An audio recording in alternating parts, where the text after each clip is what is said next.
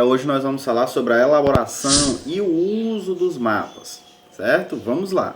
Então fazer o mapa significa explorar, sobre um plano as correspondências entre todos os dados de um mesmo componente da informação, que neste caso o componente da informação seria o componente de localização, como vocês podem observar aqui nessa figurinha, certo? Mostrando justamente aí a latitude, a longitude e a localização de um determinado fenômeno geográfico.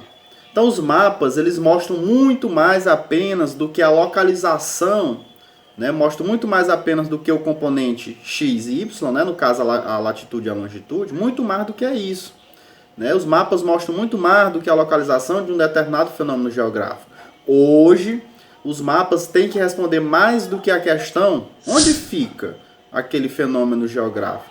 Hoje eles têm que responder questões como o que está sendo representado, por que aquele fenômeno está ali, localizado naquele determinado local, em que ordem, quanto, quando, em que velocidade, por quem, com que finalidade e para quem. Então perceba a diversidade de questões que devem estar contidas dentro de um mapa, muito mais do que apenas a localização de um determinado fenômeno geográfico. Então, nesse contexto aí, nós vamos começar a falar agora de cartografia temática.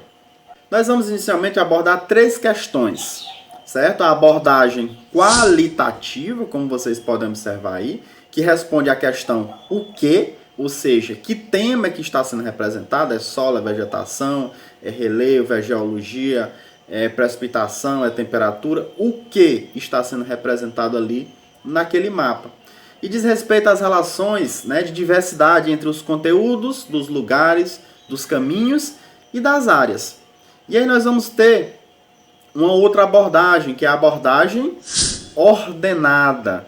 Ou seja, diz respeito à questão em que ordem, certo? Está ligado justamente às relações de ordem entre os conteúdos dos lugares, dos caminhos e das áreas.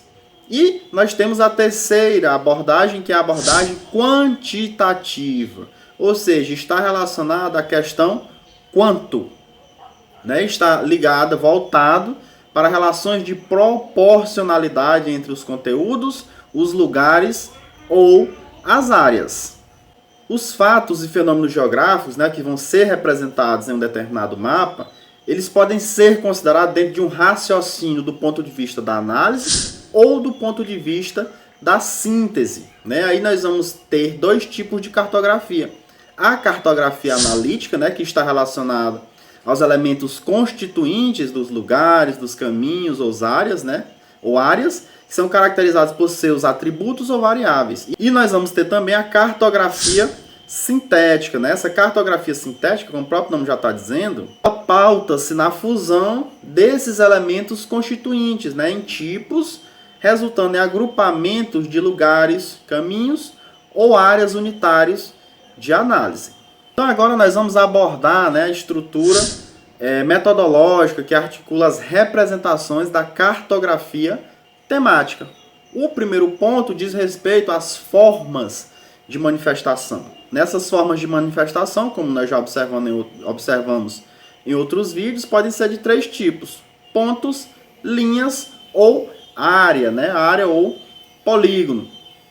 O segundo ponto é a apreciação de abordagem dos fenômenos, que pode ser estática, aí nós vamos estar falando de representações qualitativas, ordenadas e quantitativas, e essa apreciação ela pode ser dinâmica, aí nós vamos estar falando de representações das transformações de estados e das variações quantitativas absolutas e relativas no tempo, além das representações dos movimentos no espaço, e também podemos inserir nesse contexto, hoje, a animação cartográfica.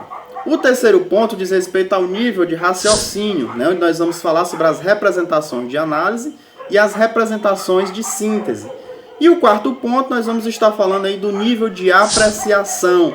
Nós vamos ter os 2 tipos de mapa que nós já discutimos, que é o mapa exaustivo e a coleção de mapas. É importante ainda mencionar, né, que os mapas eles são elaborados a partir de dados, né, sobre os aspectos que nos interessam, ou seja, já que nós estamos falando de cartografia temática, então nós devemos dispor de dados, né, sobre aquele tema para a gente conseguir produzir o nosso mapa. Então nós temos diferentes formas de organizar esses dados, né, sejam eles em tabelas, quando nós estamos falando de dados numéricos, ou em quadros, né, quando nós estamos falando de atributos. Neste caso aí, nós ainda temos as séries compostas, né, quando o tema ele demanda um nível maior de complexidade.